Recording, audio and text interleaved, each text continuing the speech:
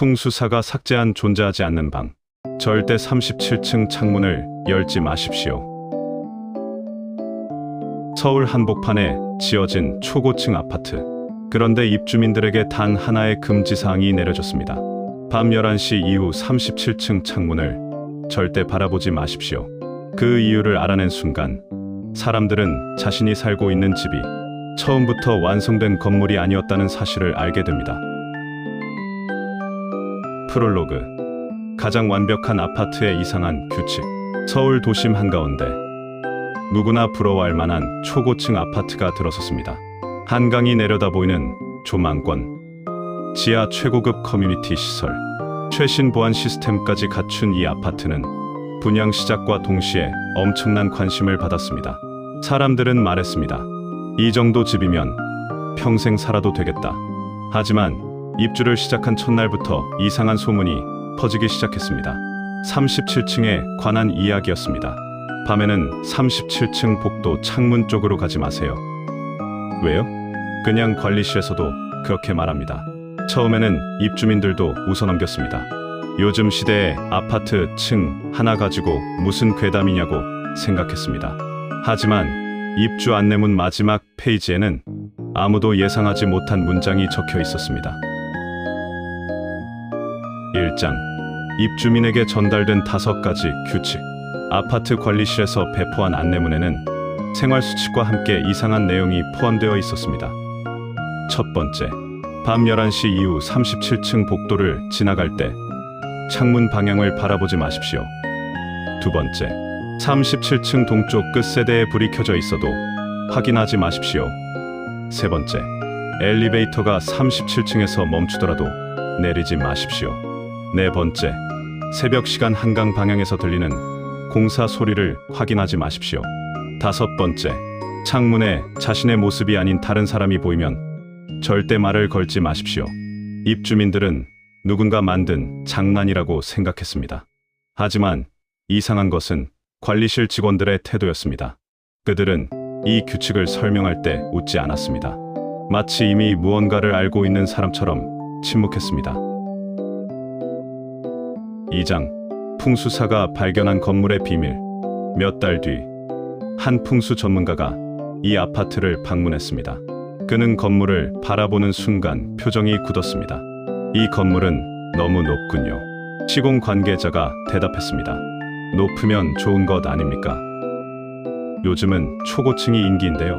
풍수사는 천천히 고개를 저었습니다. 도시 풍수에서는 높이만 보는 것이 아닙니다. 무슨 뜻입니까?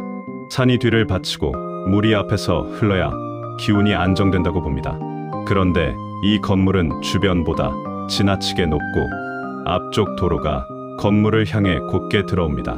그는 건물 동쪽 끝을 바라봤습니다. 특히 저쪽입니다. 저곳이 왜요? 바람이 빠져나가는 자리입니다. 풍수사는 옛날 방식으로 말하면 좋지 않은 형국이라고 설명했습니다. 도시에서는 산 대신 높은 건물들이 바람을 만들고 강과 도로가 물길처럼 작용한다고 했습니다. 그리고 한 가지 이상한 점을 발견했습니다. 설계도에는 원래 37층에 방 하나가 더 있었습니다. 3708호. 하지만 실제 건물에는 존재하지 않는 방이었습니다. 3장. 존재하지 않는 3708호. 37층에 사는 박 씨는 어느 날부터 이상한 일을 경험하기 시작했습니다. 매일 새벽 3시 17분 베란다에서 소리가 났습니다. 톡, 톡, 톡. 처음에는 바람이라고 생각했습니다. 하지만 어느 날은 분명한 목소리가 들렸습니다. 문 좀 열어주세요. 박 씨는 온몸이 굳었습니다. 37층 베란다 밖에는 사람이 서 있을 수 없습니다.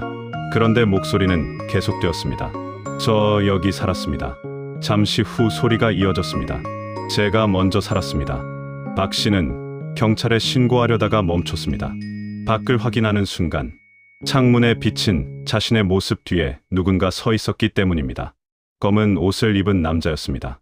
박 씨가 뒤를 돌아보는 순간 아무도 없었습니다. 그러나 창문 속 남자는 여전히 서 있었습니다. 그리고 천천히 입을 움직였습니다. 내 방 돌려줘. 4장. 삭제된 세대의 충격적인 기록. 다음날 박 씨는 관리실을 찾아갔습니다. 3708호라는 방이 있었습니까? 관리 직원의 얼굴이 굳었습니다. 누가 그런 말을 했습니까? 있었죠? 직원은 한참 침묵하다가 오래된 설계도를 꺼냈습니다. 그곳에는 분명히 방 하나가 있었습니다. 3708호. 하지만 현재 건물에는 없는 공간이었습니다. 박 씨가 물었습니다. 왜 없앤 겁니까? 관리 직원은 낮은 목소리로 대답했습니다. 풍수 자문 때문입니다. 풍수요? 처음 설계대로 지으면 건물 끝이 칼처럼 한강 방향을 향하게 됩니다. 그래서요? 풍수사는 그 공간을 만들면 건물의 기운이 계속 빠져나간다고 했습니다. 박 씨는 웃었습니다. 그런 이유로 방을 없앴다고요? 관리 직원은 대답하지 않았습니다. 대신 마지막 말을 남겼습니다. 그런데 이상한 일이 있습니다. 무슨 일이요?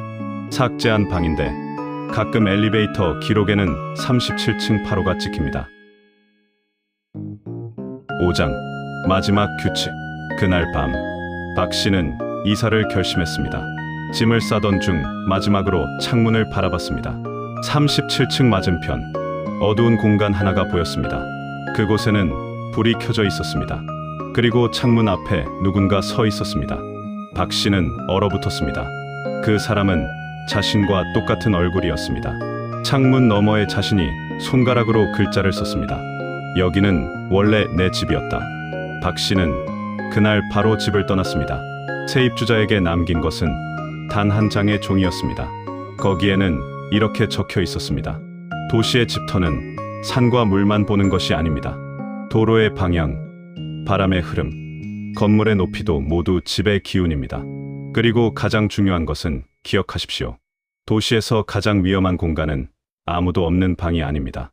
있어서는 안 되는 방입니다. 여러분이 사는 아파트에도 이상한 층이나 공간이 있나요?